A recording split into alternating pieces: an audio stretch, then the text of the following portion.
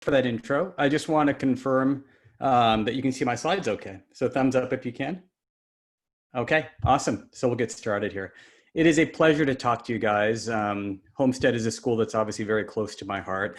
This is a talk I've been giving to a lot of Silicon Valley companies, but I've also branched out and I'm also giving it to the community and to select schools as well too. And it really, I know COVID-19, this has been just an incredible past few months. And, you know, a lot of emotional stress, a lot of physical stress all of us are experiencing. And, you know, my role actually is I'm an internal medicine doctor by training. So I do see patients 2.5 days a week. And my focus is really on preventing chronic health conditions by using primarily lifestyle changes. So things like diabetes, heart disease risk, and all those things. But the majority of my time is actually spent, and I'll just kind of advance to the next slide, is basically helping Silicon Valley companies really keep their workforces healthier. So that's a part of my role is basically corporate health and wellness strategies. So I look at companies, I talk to HR groups, I kind of know what's happening to their employee workforce. And also in my practice, just as a result of doing this work, I take care of a very diverse group of patients, mostly adults, although recently I've been seeing some teenagers in my practice as well. But you know, what I've been telling people on talks is that my typical patients and clients are techies or entrepreneurs. I've got some professional athletes. And I tell you all of this because when I started practicing over a decade ago, a lot of these people that I see in my clinic, although on the surface, you would think that, wow, that's someone that I would love my kids to be someday. You know, after you follow patients for a long time, you start to realize that even though on the outside, we might have a lot of successful achievements, a lot of accolades around us, we start to realize that when you actually look under the hood, like I do in my clinic practice, there's a lot of emotional, metabolic, chronic health conditions that are taking place that probably could have been prevented if we took maybe a different approach earlier in life. So my big passion is really, how do we not just take care of my individual adult patients, but how do we instill lifestyle changes that can affect all generations? So I literally take care of, some of my patients are 3 generations worth. I've got grandparents, I've got parents, I've got growing teenagers. And sometimes I see the same lifestyle patterns kind of play out that are leading to metabolic disturbances and also other types of emotional disorders as well too. So I want to share some of these findings. And obviously today, the relevant topic at hand is COVID-19. So we're going to really focus a lot of the razor's edge of lifestyle changes on the specific things that actually optimize immunity and lower risk of getting COVID-19. And if we get COVID-19, how we can actually maximize our chances of just it being a simple flu or cold type infection and not those complications, those scary pictures that you see on the news. Okay, so just to sort of emphasize a point I made in the beginning, what are the top health issues that I see in employees and execs at Silicon Valley companies? And again, this is not just based on anecdotal evidence. This is based on population health. I'm not going to mention company names, but over and over, I'm seeing depression, I'm seeing anxiety, I'm seeing chronic stress. This is in a population that is incredibly educated. Financial resources are unlimited. They've ticked off all the marks. But when I really get to know these patients, I realize that there's a lot of issues happening. So maybe there's some things that we together can do as parents to maybe minimize the chances of these things happening. Now, when we think about future health, I put here basically the top 6 common US causes of death, okay? And at the top, it may not be a surprise, is heart disease. Number 2 after that is cancer. COVID-19 is hit number 3 here, right? And COVID-19, I know we think of as this being a temporary thing, right? Thank God, at some point, COVID-19 will disappear off the books. But I think all of us have learned the fact that pandemics are not gone, right? Coronavirus and pandemics will be a part of our life. And if you've noticed from the news, people that have chronic health conditions, they have a higher risk of having COVID-19 complications. So when you look at these top 6, when you look at heart disease, cancer, COVID-19, stroke, Alzheimer's, and diabetes, these are predominantly preventable lifestyle conditions. Even Alzheimer's, we thought, had such a strong genetic component, but I've spoken with Alzheimer's experts from all over the world, the ones that are on the cutting edge, and we're realizing that Alzheimer's is intimately linked to obesity, diabetes, lifestyle type situations. The genes do play a role, but it's turning out to be a smaller role. But again, the foundation of these conditions is really starting in early childhood. So we have a unique opportunity to make a positive impact as early in life as possible. The other point I want to make is I know mood disorders are very complex. Chronic stress, anxiety, depression, I've mentioned that. And I don't have a magic wand where I can make all of these external factors go away. But one thing I do teach people is sometimes if we can start by fixing an individual's metabolism, it is game changing how it can improve their mood. And this is for teenagers and adults. This is a bit of a busy slide, but at a high level, and we're going to come back to this later, I tell people that if we have the type of metabolism that tends to store energy on a daily basis, so that's the left side. So literally the fancy word for storing energy, specifically fat, is lipogenesis. Lipo is fat. So these are my individuals that feel constant fatigue, brain fog, inertia. They have more of a pessimistic outlook on life. They're having constant mood shifts. If you look at their blood panel, they tend to have high cholesterol, especially triglycerides. And by the way, this is a disorder we're seeing a lot in young kids as well too. However, when we implement the lifestyle changes that we're going to talk about, we can shift them into more of a state of lipolysis, where even while they're sitting and working and studying, their body is actually burning more energy, even at rest. So this is something I teach my patients. How do you want to work during the day? You want to work in a way that when you're in 3 or 4 Zoom meetings or more throughout the day, that your body's actually burning fat. If you're studying for AP exams, there are things that you can do so your body's constantly burning fat throughout the day. And what does that do? That provides more energy to the body and brain so you can focus and concentrate better. It naturally makes you more physically active because when your metabolism is on the left side of this equation, telling somebody to get up and walk and exercise is really, really difficult. And I've been here before. More than 10 years ago, I was in that left side and it took a lot of energy for me to get out of my chair and go work out. But if we can naturally shift people to the right, everything just gets a lot easier. Again, it's not going to make all those external problems go away, but you'll be able to cope and deal with it with a lot more metabolic resilience. And one of the high level things I want you to think about as we go through this talk is if we think about our brain in 3 basic levels, the top level, the penthouse of that brain is our cortex, or the neocortex. We also call it the frontal lobe of the brain, the frontal cortex. And we call that the Einstein part of the brain, or the CEO region of the brain that helps us organize, plan, and execute. So when I teach people how to modify their mindset and their metabolism, we want to try to engage that Einstein part of the brain as often as possible. The middle level of that brain is the limbic system, which is the emotional brain. And that's not something we want to turn off, but we want to regulate it so the emotions that are being expressed are appropriate for the situation. So the limbic system is another key part that really makes us human. And then the base complex is a reptilian complex. These are things that are happening automatically. Our blood pressure, our pulse, our heart rate, these things are sort of in auto mode. So I'm going to teach you some ways that we can really enhance the limbic system without it overreacting, but really switch on that neocortex much more actively as we go throughout this talk. Okay, so now coming back to COVID-19. Now that I gave you that piece of information, this is really important. I want to teach you the basic operating system of how COVID-19 works. And this is my effort to intellectualize this process because COVID-19 has become a very emotional disorder. You look at the news headlines on your phone every day, and all of a sudden you get a very emotional response. But one of the key ways that you can activate that frontal lobe and not get panicked by this is to have more of an intellectual or even a scientific approach to what's happening. So this animation is going to basically attempt to do that for you. So literally what's happening with COVID-19 when it enters our body is it attaches to this receptor on the outside of our cells, specifically the lung cells, called the ACE2 receptor.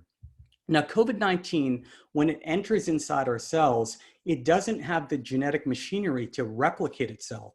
So literally what it's doing is it's hijacking our own cells' genetic material. So in my tech talks, I tell people COVID-19 doesn't have its own 3D printer, so it's going to borrow and hijack our own 3D printer to make copies of itself. So that's COVID-19 replicating inside the cell. So the left side of the slide is what we refer to as the viral load, how quickly COVID-19 can replicate inside our body. So that's one important factor. Now, the second part that you need to be aware of is what's known as a cytokine load. And what does that mean? So when COVID-19 or any infection enters our body, we want our immune systems to respond specifically and appropriately. We don't want it to overreact. There is a specific switch called the NLRP3 inflammasome, very long word, but literally this is a fire alarm system inside our cells. Now, when that switch gets turned on, what happens is you can have a specific strike against a viral load, but if it overreacts, we get this condition called a cytokine storm. And that's when that fire from inflammation overreacts, and it not only kills the COVID-19 viral particles, but it destroys our cells. And this is when you hear news about heart damage, lung damage, people getting fluid in their lungs. It's basically an overreactive immune system. So when I say cytokines, cytokines are the specific chemicals and proteins that enter our cells to provoke that response. So really what want to happen at a very high level is when we're exposed to a viral load, we want just the right dose of cytokines to suppress that infection. If it's not the right dose, that's when our immune system can backfire and damage our own body. And I'll teach you how we can regulate that. Okay, so hopefully we're all engaging our scientific brains as we think about this. Now, if I were to look at this in a different representation, what are the things that systemically we've been reading about in the news? Again, the left side of this table is the viral load. Those are the external outside factors. And the cytokine load on the right is our internal factors. Now, the thing that I'm passionate about is I think we've spent way too much time, some of it appropriate, but too much time obsessing over the left side, right? I call these the 4Ds, the external load. Distance, right? We know all these rules, maintaining your safe amount of distance, the duration, for example, for hand hygiene, how long should you wash your hands, the droplets, disinfectants. These are all important precautions that should be ingrained into our daily workflows. But what we're not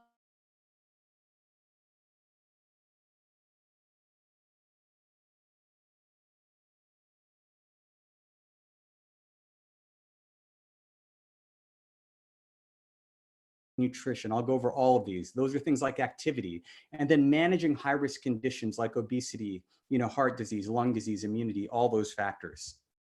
Okay, so just one I wanted to focus on because obesity is obviously an adult and a pediatric disorder. We see it in kids and teens. This is another complex diagram, but now that you understand this concept of cytokine load, I just remind people that the belly fat, the fat specifically around our belly, that generates a lot of cytokines. So one thing I tell all of my patients is we need to make sure we maintain proper metabolism to keep those inches off the belly. And when I say off, I don't mean you're gonna have to have a six-pack to basically tame down the cytokine response, but losing a couple inches can have a huge impact on lowering that cytokine load so our immune system does not overreact. Okay, so this is a term I've thrown out in sort of the mainstream literature. I call it cobesity, just sort of highlighting the fact that a little bit of that extra fat, especially around the belly, can be linked to more complicated COVID-19 infections. It's also linked to the underlying conditions that cause increased risk, like prediabetes, diabetes, high blood pressure, et cetera. So I've done a lot of deep research and writing on this, and you'll have access, like I said, to this presentation, but this is one really popular post if you want to learn more about this condition and what to do about it.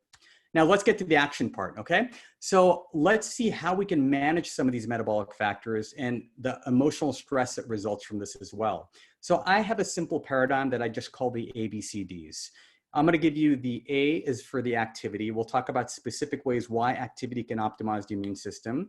We're going to talk about breathing, which is a very underappreciated intervention that is so simple. It can have game-changing improvements on cytokines and your actual potential response to COVID-19.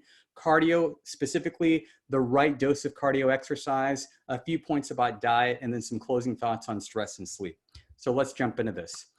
Now with activity, one thing I really want you to be aware of is when I see patients in the clinic, often I'll ask them about exercise, and many of them will tell me, yeah, I do like a 30 or 45-minute walk in the morning, or more of them actually do the evening walk. I'm a big fan of evening walks. I can look out my window right now and see people walking up and down, enjoying our new sunshine. We haven't seen the sun in so long, and that's great. But what I tell them is when it comes to managing that cytokine storm, we want to interrupt prolonged sitting throughout the day. And studies show that when we sit for more than roughly 30 to 45 minutes at a time, our body actually generates more cytokines. This has been proven over and over through studies. So your job is not just to walk for that 60 minutes at the end of a day where you've been sitting for 8 to 10 hours at a time. And this is applicable, unfortunately, to adults and kids now, because kids are basically miniature office workers now. They're in front of the screen all day. If you haven't noticed, I'm standing right now while I'm giving this talk, and I don't tell people they have to stand for 8 hours, but you constantly have to be shifting between positions to interrupt that cytokine release. Now, even putting the cytokines aside, prolonged sitting does contribute to elevated body fat. It elevates our blood sugar, it increases our blood pressure, all the things that I listed. And those top 3 factors that I put in red, those independently increase our risk of a COVID-19 complication, right? So if we already have those risk factors and we're doing prolonged sitting on top of that, that's going to be an issue. So let's get a little bit tactical about this. So the thing that I'm really recommending to people is a practice that is referred to as exercise snacking, which is not my term. But in this case, you're not snacking on sugar and salt. You're actually snacking on activity. Some people call these micro movements. So I tell my patients and my corporate clients, you want to stalk, visit, and snack on movement throughout the day. So what do I mean by stalk? You want to have a collection of different activities and exercises that you can do during your workday. Really important. The second thing is, like we talked about, you want to visit that pantry and snack on that movement at least every 45 to 60 minutes. And if you need a timer, most of us have a smartwatch on, but we ignore those annoying reminders. But use an app, use something on your desktop, your laptop, some sort of reminder until it becomes ingrained. The interesting thing about this is in the beginning, again, if you have a fat storing, energy storing metabolism, you're going to need these reminders to keep you moving.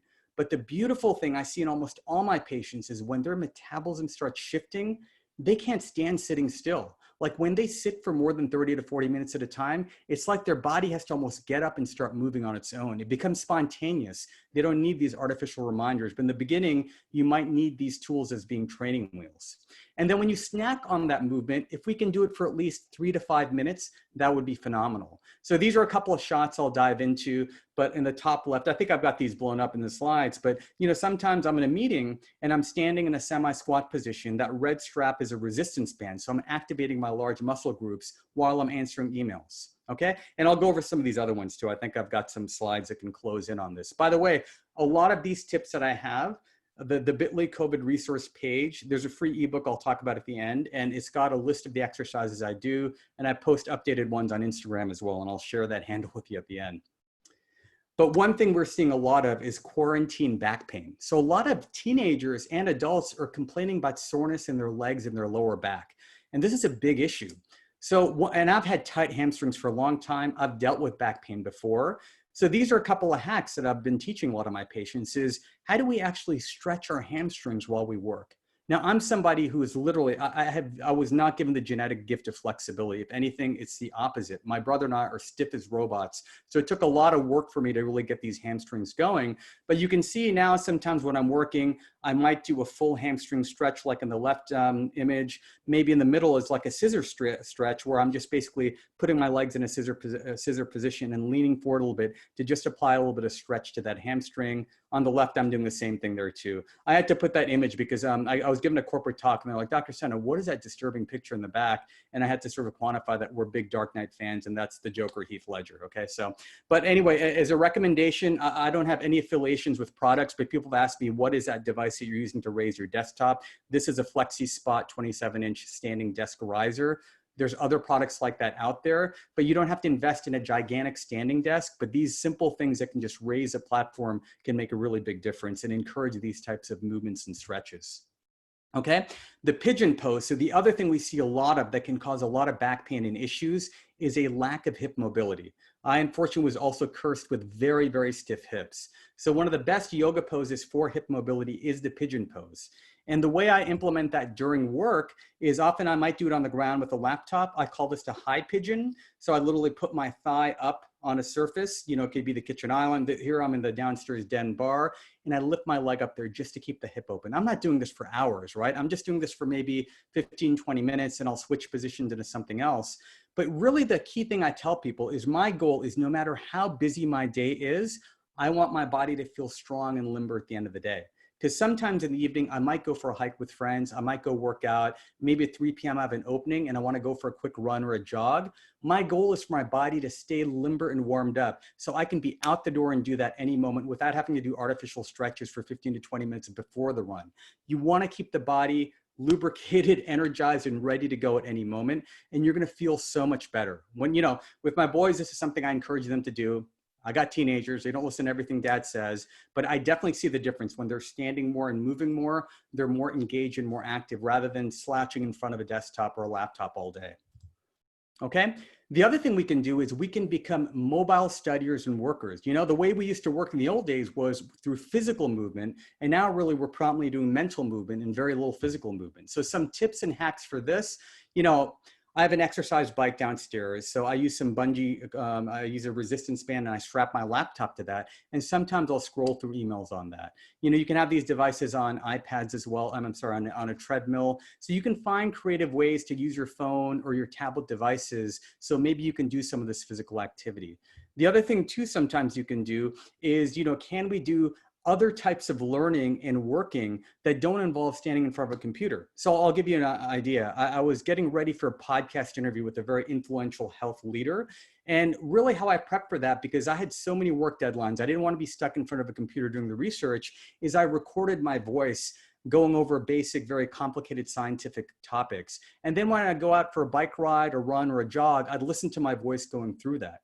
Today, our kids have so many online tools around them to make learning so interactive. They can watch online videos on YouTube while they're learning about a topic. They can use flashcard apps like Quizlet or Anki. You know, they can do voice recordings. So I'm always teaching my kids, don't just sit in front of the computer or your textbook all day. Use all these multimedia options. Go outside with the iPad and practice your Quizlet flashcards. Make this multidimensional, incorporate movement while you're doing this instead of being a frozen statue. And this is really key. And really, unless you're cramming or you have a deadline, it is best, I'd say, not to study while you exercise or work while you exercise. I like to use exercise as a mental break, but sometimes, as we all know, we've got deadlines we got to hit. And instead of saying, you know what, I can't do anything, can we get some of that work and studying done while we're moving our body? And you find that your brain works better when the body is actually in motion. Okay, the other key thing I'm really a big stickler about is neck position. Because I see a lot of patients, again, I'm more focused on metabolic health and diabetes. I can't ignore the fact that I have so many patients with neck pain, headaches, migraines, tension headaches, and a lot of kids and teenagers are complaining about the same thing. So let me just motivate you by explaining to you some of the physics and mechanics of what happens. So basically, when your head is in a completely neutral position, like on the left side, that's applying hardly any force to that axial neck skeleton. But for every inch your head goes forward, we're adding an extra 20 pounds, a bowling ball, to that cervical spine. So it's adding a lot of forces to that cervical spine. And this is why sometimes in 20 and 30-year-olds, we're seeing on x-rays the spine of a 60 or a 70-year-old. We're seeing early degenerative arthritis. Now that's the head moving forward. What about the tilting that we do on our phones? As you can see with the degrees of tilt, look at how that pounds of force goes up dramatically. So, you know, my rule of thumb basically is if I can answer messages by email, I'll do it. And, you know, obviously I do have to use this sometimes. And if I have to really use this a lot of times I'll lie down on the ground and I'll scroll through my text doing that so I can just keep my neck in a neutral position. I've had issues with neck pain. And ironically, despite me talking about this, I did wake up in a funny position yesterday. I've been having neck pain since then. But I found that when you can keep that neck in a neutral position for most of the day, a lot of these pains go away. I've seen headaches, people with years of headaches just disappear. So this is something we want to teach ourselves and our kids as well. Okay, so another kind of a practice posture. This is not an optimal posture, but this is just to show that sometimes when we can't necessarily have our screen right in front of us, we can modify the way our eyes and head position are. So I call this the modified seiza, which is a Japanese seated posture, but you can see my head is still in a neutral position, but my eyes are kind of just tracking downwards. So I can actually get some work done. Sometimes in the old days when I was actually working out of, you know, Starbucks or other coffee shops, I couldn't quite get the screen into an optimal position. It'd be a little bit lower than I'd like, but then I'd use a neutral head position. I'd track my eyes down, and then that was an easy way to work and still keep my neck in that neutral position. So as you can see, you can be a very creative person. You can stick me in any situation and I will find a way to keep my body active and keep my spine as neutral as possible, because it really prevents a lot of you know, heartache and pain from all these issues. So this is another sample of my boys' study station on the dining table. Often they will study in their rooms, but sometimes they come out to the dining table. And this is actually more compact than the other desk raiser that I showed you. It's by a company called Vivo. It's fairly reasonable. You can collapse it, you can move it out of the way very easily, but this is sort of how we have them set up so they can basically keep their heads right directly in front of the screens. Okay, and I showed you my resistance band semi-squat. The last thing I want to say about this semi-squat, which is really important, is there is a specific muscle, basically muscle in our back. And we probably know about the gluteus maximus muscle, which is a large buttock muscle. But if you look at this image here at the bottom, the overlooked muscle is the gluteus medius. That's in the upper outer corner of the buttocks. that is what I call the magic muscle. Because when the glute medius is strong, it protects you against low back pain. It protects you against plantar fasciitis. So there's a lot of specific exercises you can do to engage that. So in this particular position, if I want to engage that muscle, I basically spread my legs out a little bit to add traction. So anytime you can take your legs and abduct them or spread them apart, it's going to activate specifically that gluteus medius. And that's a game changer muscle. For kids that are doing athletics and sports, it helps you run faster, jump higher, and get less injured. So really keep that glute medius. I did a very specific post on back pain because I've seen so many patients with back pain. I've had it myself. So you can refer to that in my blog. It teaches you the best exercises to really protect your spine. And then studying in nature. This is really important. Can we get creative? And so this is my hack for basically standing and working outside. So I've got a podium laptop stand. This is literally a couple of weeks ago. I put the podium laptop stand outside with my laptop there, and I did some work for a few hours. My dog obviously loved it as well too. He's at my feet the whole time. The other thing we're seeing is because people have been sheltered in so much, and unfortunately because of the firestorms, which we're finally coming out of, people's vitamin D levels are going down. This is usually the season where people have higher vitamin D levels because they're out in the sunshine more. But now people are having winter level vitamin D levels. And the emerging evidence in science is showing that low vitamin D levels increase our risk of getting COVID-19 and also increase our risk of having a very severe complication or outcome. Vitamin D is one of those polarizing vitamins or hormones in the body. A lot of docs don't like ordering it because it's not really based on guidelines, but we cannot ignore the COVID-19 research on vitamin D. And if you believe Dr. Fauci, I was shocked and very happy and pleased to see that in an interview, he did mention that he takes vitamin C and vitamin D. So even somebody as hard-driven and evidence-based as Dr. Fauci, he's all over vitamin D. So that's something to really think about. And getting outdoor sunshine is a great way to do it. But in some cases, levels are so low, you got to talk to your doctor, get it checked, and get supplemented appropriately. Okay, so that was the A part. Let's move on to B for breathing. So one of the most critical things I want to share with you is the people that do better with COVID-19. There's something specific that happens. When COVID-19 infects the lungs, often we feel much more suffocated. You feel like you've run a marathon despite not having moved at all. The infection has such an impact on the lungs. So if we can improve our aerobic fitness, even with low to medium exercise by being more physically active, our chances of our lungs being resilient and responding well to those infections is going to be much better. Now, when I say breathing, I don't mean just during exercise. I mean better breathing while you work, while you're watching TV, while you're cooking, cleaning, doing all your daily activities. I put this image here because a lot of us are just breathing in this upper zone of the lungs. Your lungs are gigantic oxygen tanks that start from the collarbone and they go all the way down to the top of your stomach. And you want to utilize that whole lung as much as you can throughout the day, because when you're doing that, it's really going to help your immune system. It's going to help you with your respiratory resilience if you were to get an infection like this. One simple thing, now this is an ancient practice that has become very popular nowadays. I've been writing about this for a long time. I'm so glad to see that this is part of mainstream. There was a book that recently got released called The Science and Art of Breathing. I can't remember the exact title, but it's by James Nestor. It's been all over the news, but basically he's really making a lot of these ancient breathing practices more mainstream. But one simple practice that we can do while we study, while we work, or even exercise is just doing more nasal breathing. So when you actually breathe more through your nose, it changes your blood chemistry in a way that your hemoglobin molecules can actually hold on to more oxygen and deliver more oxygen to your brain and your muscles. When I have patients that are doing more nasal breathing throughout the day, patients that have high blood pressure, we see their blood pressure improve. Sometimes their inflammatory markers go down. This is such a simple thing that we can do. So if you tend to be a mouth breather, think about doing more nasal breathing throughout the day. It can be a game changer. And for those of you that are more into athletic sports, you're training aerobically, doing nasal breathing while you do aerobic exercise is another game changer for improving aerobic performance. So keep these things in mind. They can be really important. Okay, there's also a practice called nasal humming, believe it or not. So just the act of humming. So I did a mini YouTube video on this because it's so fascinating. But basically there is a chemical in the body called nitric oxide. Nitric oxide is probably one of the most important chemicals that we know of in the body that can lower blood pressure. It improves overall vascular health. It lowers heart disease risk. It is a magic molecule. And that nitric oxide, or what we call NO, interestingly, 25 to 30% of that nitric oxide, or NO, is produced in your paranasal sinuses. So your paranasal sinuses are right next to your nose right here.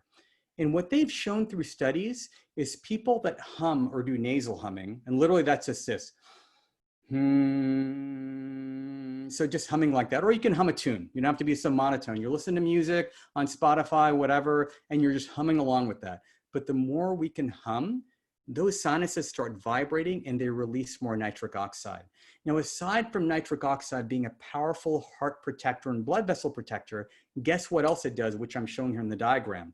It blocks viral replication. It lowers the COVID-19 viral load. So much so that major medical centers are now experimenting with inhaled nitric oxide as a potent treatment for COVID-19. So this is a very simple ancient practice that can do this. And just looking at the signs, sometimes if I'm in a space that happens to be crowded, whether it's clinic, the grocery store, restaurant, whatever, I come back home or I'm in the car and I do a lot of humming because I know I want to produce more nitric oxide, maybe to help suppress that viral load. So something really important to keep in mind. Now with breathing and humming and all these things, I've been adding a lot of resources and mini videos to teach people how to do that. I put the bit.ly link there for your reference. I'm going to keep adding to this YouTube page so people know how to do these specific time-proven exercises. Really powerful stuff. Now, the C is for cardio. So I've been telling my patients and corporate clients that you need to train for COVID-19 like it was a sporting event. Why do I say that? Because when you talk to people that have had severe complications from COVID-19, I kind of alluded to this earlier, they tell me it feels like they just ran a marathon, like they were dropped on top of a mountain and told to run a marathon, or that they're drowning, or they were basically dunked underwater. So when I started hearing about those situations, I was like, you know what? A lot of that really just sounds like somebody that has been stretched to their maximal aerobic capacity. The interesting thing is if we can improve our aerobic capacity, then we have much more resilience against the lung effects of this infection.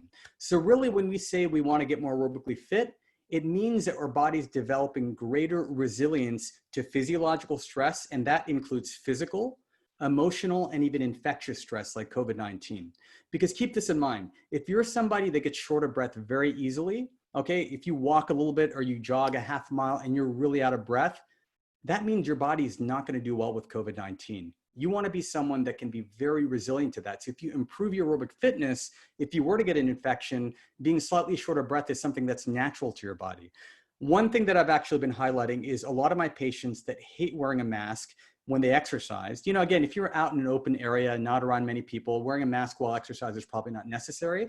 But I've actually used a mask as a biohack because I tell people if you can be comfortable walking vigorously or lightly exercising with a mask on, that's a sign that your body's getting adapted to a low oxygen environment. It's almost like high altitude training. This is what Olympic athletes do to win gold medals is for endurance events, they'll go to a high altitude and they'll train there so their body physiologically can adapt to intense endurance events. They won't get short of breath as much. So literally wearing a mask, and they sell these. Actually, before COVID-19, I own a high altitude mask. So sometimes I'll be running on my treadmill and I'll have a mask on to basically mimic just a mild sensation of shortness of breath. And that can develop, it can fast track aerobic fitness. So I've got a lot of these tools and hacks. I put the link there for how you can do that properly. Now, the key point for kids and teens, this is something I'm really, really worried about, obviously, with the lack of organized sports, with the lack of really adequate physical education, kids and adults are becoming very aerobically unfit. And the problem with this is aerobically unfit kids, if they don't have a good aerobic foundation early on in life, they struggle as adults. So many of the adult patients that I see in my clinic, they never grew up exercising. Maybe they did a sport here and there, but they were pretty much sedentary and academically driven their whole life. And now because of all these chronic health issues, they're trying to run a 5K or a half marathon, and they're enjoying the process, but they are so slow to get to where they need to go. And on the way to running that 5K, they're developing knee pain, plantar fasciitis, all types of injuries. And really, if they had a stronger foundation when they were younger, they could step back into exercise much more easily and effortlessly. So I always keep that in mind. And again, I have an unfair advantage. You know, I know I'm giving you a lot of advice here, but I have the unfair advantage of seeing these situations in the clinic day after day after day. So I take that back home with me. And when I see my kids slouch or they're not getting physically fit, I'm coach dad at home. I'm like, I'm going to try to be a nice, gentle coach dad, but I'm like, guys, you've been sitting all day. It's time to get outside and let's get some movement going. Let's do some standing. So you got to sort of encourage these sorts of movements. But the main thing is make sure the kids can do aerobic fitness. I'm shocked. I've talked to some PE teachers and they've literally told me that sometimes parents will bring a note in for their kids to not run the mile because their kids can't do it. And when I've talked to trainers, it did the same thing, even in high school, other levels, just kids, it's shocking how aerobically unfit they are. Now, why is aerobic fitness especially important? This is a very compelling slide. So this was actually put together. This is population data that was basically put together by a group called Cured Together. They're part of 23andMe. And what they showed was really powerful. I mean, this is really how exercise is medicine. So when you're looking at this graph, so these three plots that I'm showing you here, the top left is for anxiety, the bottom is ADHD, and the right side is depression. And what they literally did is they did a scatter plot of all the different popular treatments out there, from medications to massage to meditation to B vitamins, all those things, in addition to deep breathing and relaxation. I want you to look at each of these graphs because everything that's at the top right represents the most popular and most effective interventions, okay? So the y-axis is effectiveness and the x is popularity. So we want the best treatments are gonna be at the top right. And in each of these conditions, exercise blows everything out of the water. And the problem is with our medical system, you know, we tend to focus on a lot of this other stuff. We might tell you, yeah, get some exercise, physical activity. We don't really prescribe it like medication. And we as parents don't encourage it like medication. But it's something we just have to really relook at because this data to me, it wasn't shocking to me, but it just shows you how powerful this is. And again, I don't treat kids regularly, but when I've talked to practitioners that are really passionate about this, they've had kids get off drugs. Their diagnoses have often been removed just by improving aerobic fitness. So I know I'm spending a lot of time here, but I just want you to show you the power of exercise as a medicine for mental health and physical health. We just can't underestimate that. And during this time, when we need all our mental, emotional resources, we got to tap into exercise as much as we possibly can. Last point on exercise is unless you test it in some specific way, you're not going to be able to assess aerobic fitness. So I'm so passionate about this. I wrote a very detailed post here. You can go to this specific blog, but this tells you how can you test adults, seniors, and kids in very simple ways to see what the aerobic fitness levels are. And unless you track this, you're not going to know. Another point I want to make about exercise is we need to teach kids and teens how to exercise for fitness and just for fun, and not as a part of stressful organized sports. A lot of the execs I see in my practice were very high-level athletes. They were baseball players, football players, basketball players, but they burned out so much from doing those sports that they stopped exercising altogether. So this, I've been telling a lot of my patients, a lot of them who are parents of athletes, this is a unique opportunity where you can teach your kids to exercise for their mental health and their physical health. That's a lesson you want them to have, because otherwise for them, exercise is, you know, being in a gymnasium, rah, rah, rah, everybody's cheering them on, but regular exercise is going to seem boring apart from that. So make sure you can ingrain that into their daily activity. So that's something that stays with them for the rest of their lives. Now, moving on to diet, you know, diet, the key things I want to talk to you about is, one thing is when all this hit, I think all of our schedules, including mine, went just out the window. I don't know when I was eating. My sleep hours were all off. It was such a major adaptation. But now that we've been here for the long haul, we do want to apply some consistency to our eating schedule and timing. Makes a huge difference. Our immune system, coming back to those cytokines, when we're going to bed at different hours, when we're eating at different hours, and we're all over the place like so many of us have been, that can really wreak havoc on our immune system. So consistent eating schedule and timing. Can we finish eating earlier? More and more science is showing that when we eat after 7:30 or 8 p.m., the body just can't convert those nutrients into energy. Our enzymes and hormones that convert food to energy are like daylight workers. They go to sleep after like 8 p.m. So when you're stuffing food down your throat after 8:30 p.m., your body can't convert it to energy. So it sends it to your liver, your fat stores, and causes more inflammation. So really be aware of that. Can we incorporate an abundance of diverse plant-based foods with every meal? And limiting the sugar and sweetened drinks is critical, especially for kids, teens, and adults, of course, but we have to keep our eye on that.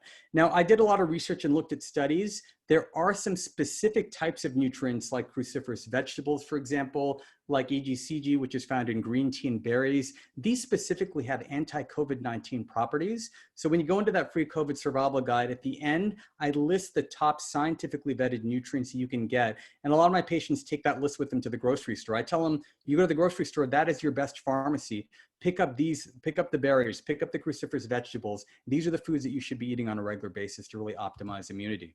Okay, and just at a very high level with nutrition, Fill up half that plate with fibrous vegetables. A corner of that's going to be healthy proteins, some healthy fats, and then some starchy, good quality vegetables as well. I have a lot of patients that are vegetarian, so I put a whole list here of healthy vegetarian proteins and also a link on how much protein you should be taking in, because I get a lot of questions around protein, but this has been a very popular resource for people. Make sure we're really balancing out these plates for our family.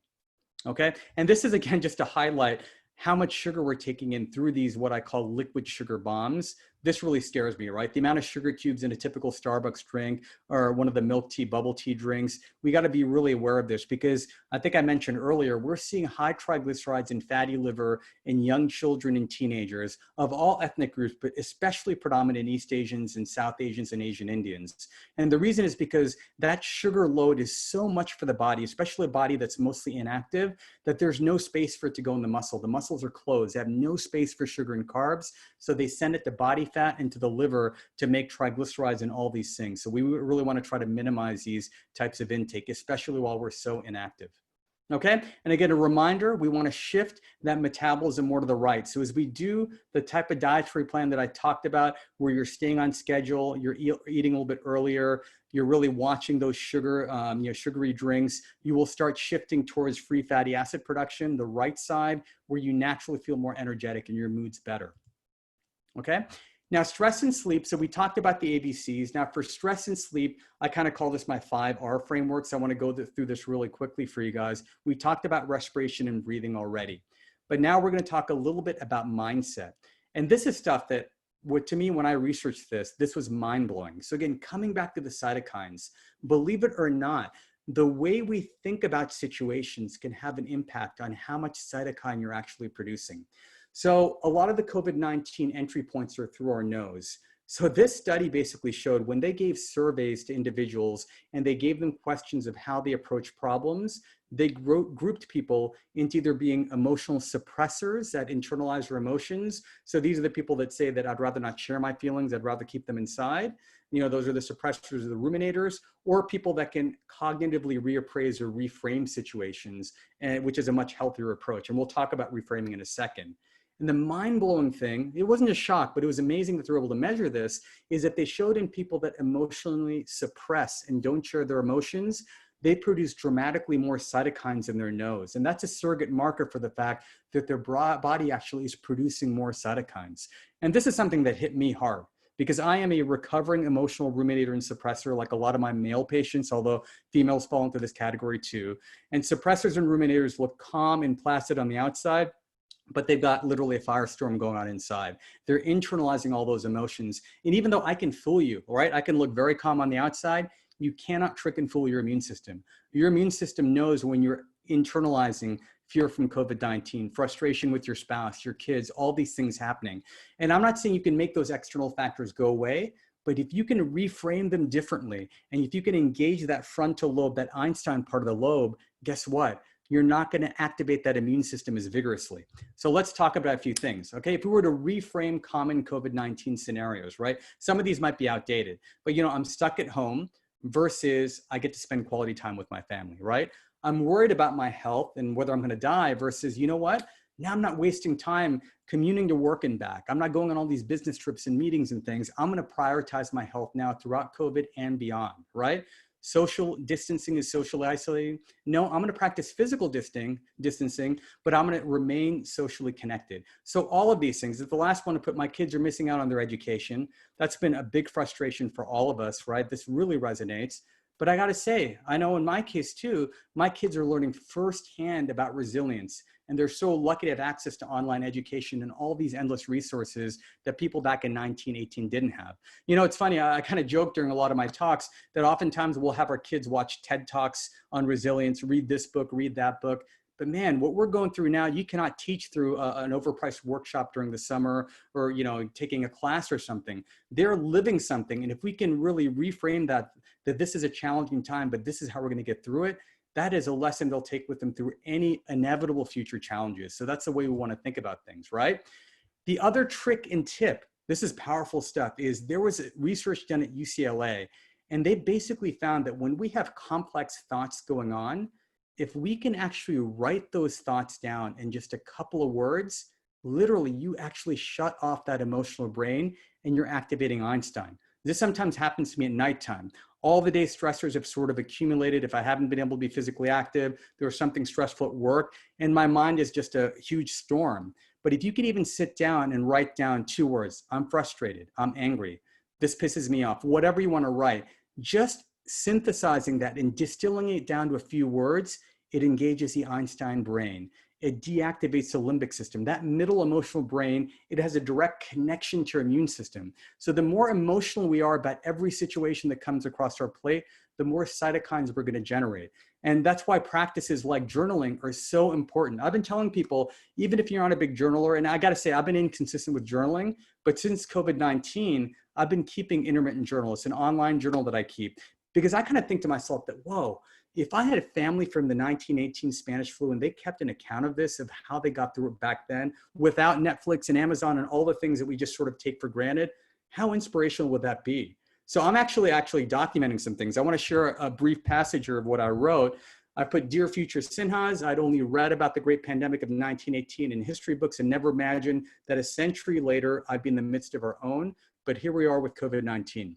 You would think that 100 years later, we would have been adequately prepared, but that hasn't been the case. However, we have stayed strong and have had special memories and unique moments that only a pandemic can bring. I truly hope future generations like yours will look back at pandemics as a thing of the past, but for now, I'll detail how your ancestors lived through our very own 21st century pandemic." To me, this is sort of a manifesto too, right? Let's put this down. Someday, my grandkids, my great grandkids are going to read this. And even though our life seems so luxurious, they're going to look back and think, my God, how did the Sinhas get through just having Netflix and Amazon when we've got all these other cool technologies in place, right? So this is something that's kind of a fun exercise, but it also puts you in that right frame of mind so we're not always so negative. The next R is rest. Are we giving ourselves proper rest? Now, I will tell you at baseline, I'm a highly energetic person, okay? I live and preach health and wellness. But I gotta say, I'm reaching the end of my patience as well too. And lately I've been feeling a lot more drained. I think the recent firestorms were just the last bit. The fact that I couldn't go outdoors, I couldn't see the sun, I started feeling much more drained. So I've had to, even me knowing this stuff, I've had to give myself a lot more rest than I've given myself in the past. And I want each of you to be sort of acknowledge that, because a lot of us are still running at 200 miles per hour and we're not giving our bodies enough rest periods. Now, with our circadian rhythm, I mentioned this is the way our biological clock works. It likes consistency, and our immune system likes that too. So in general, if we can get a little bit of physical activity, exercise, and some sun exposure in the morning, that'd be amazing. I know that's not practical for a lot of our kids. They get up, they have breakfast, and they got to step into their Zoom classes. But if they even have the option of having breakfast outside sometimes, that'd be fantastic.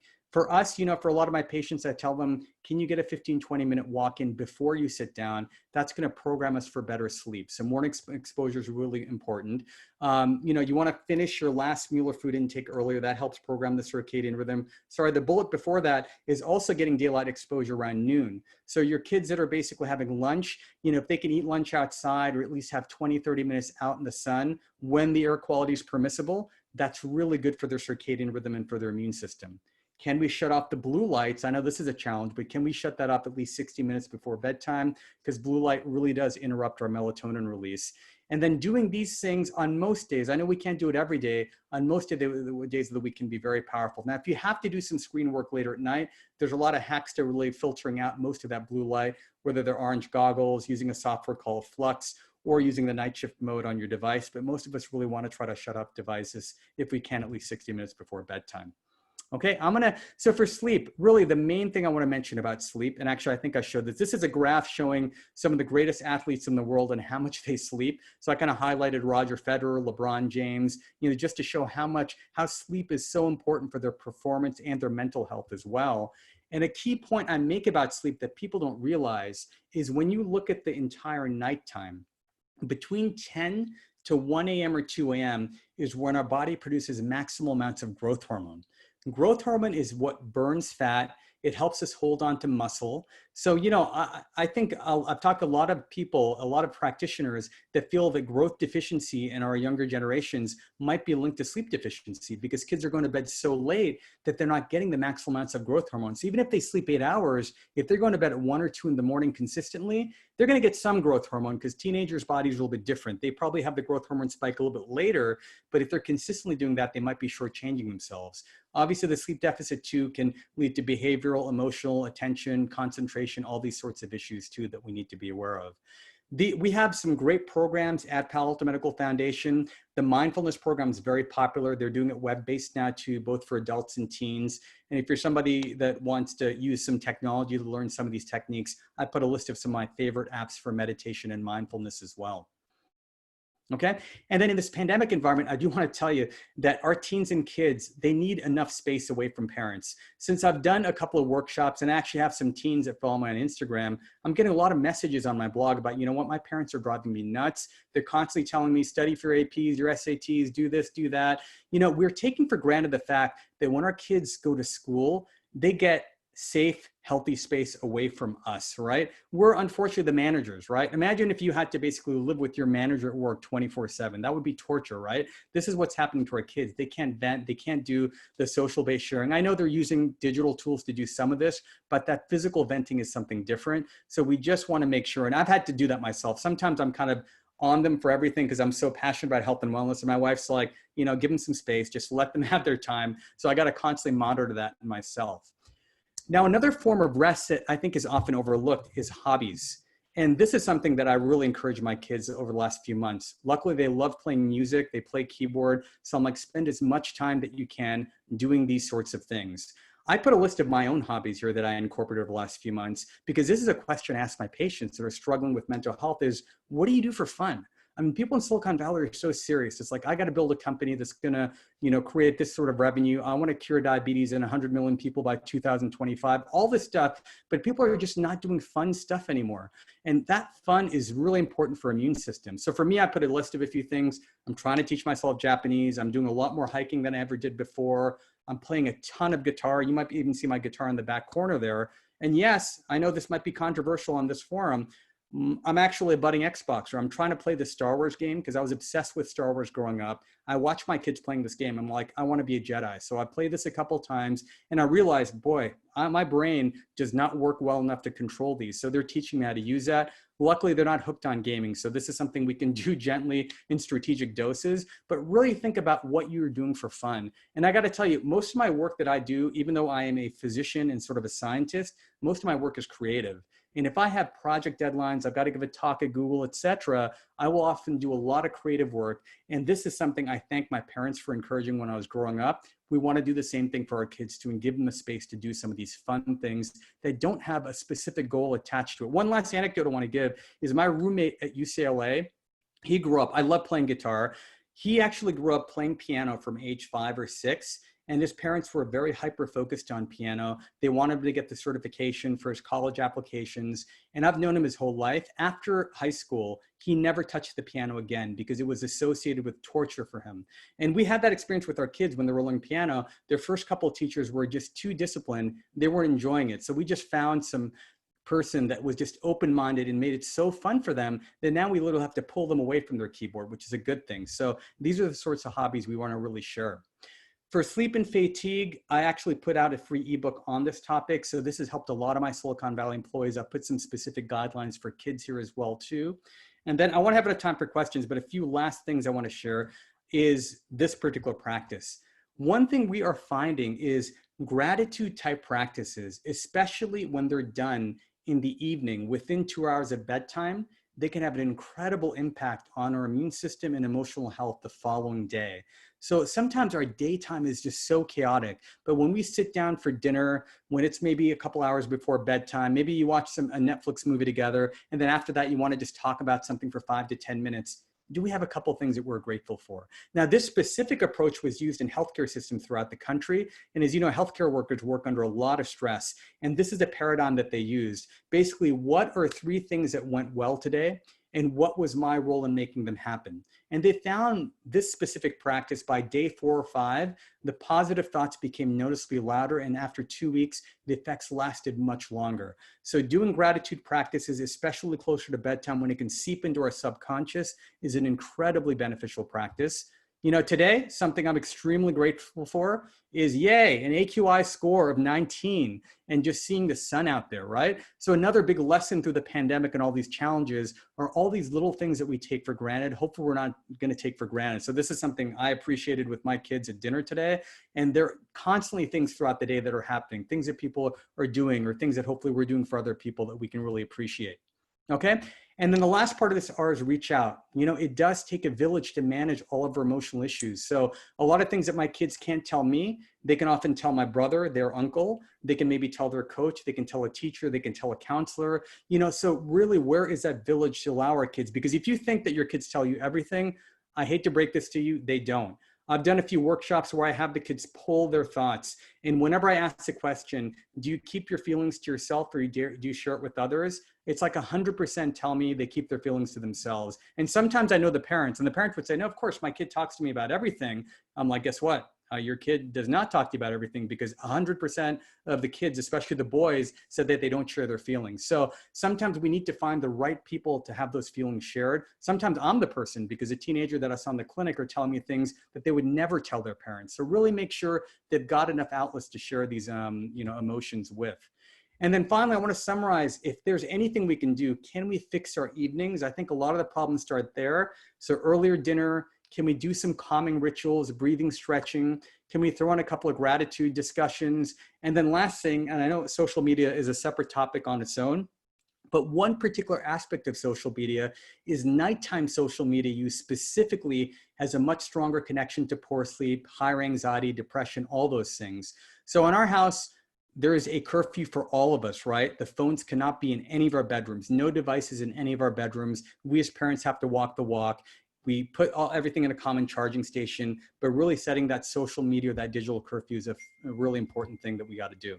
Okay, great. So I think I'm going to skip past this, as I want to have some time to address questions. So let me just see if there's anything else here. Okay, maybe let me just finish this, because I think this makes a lot of my points.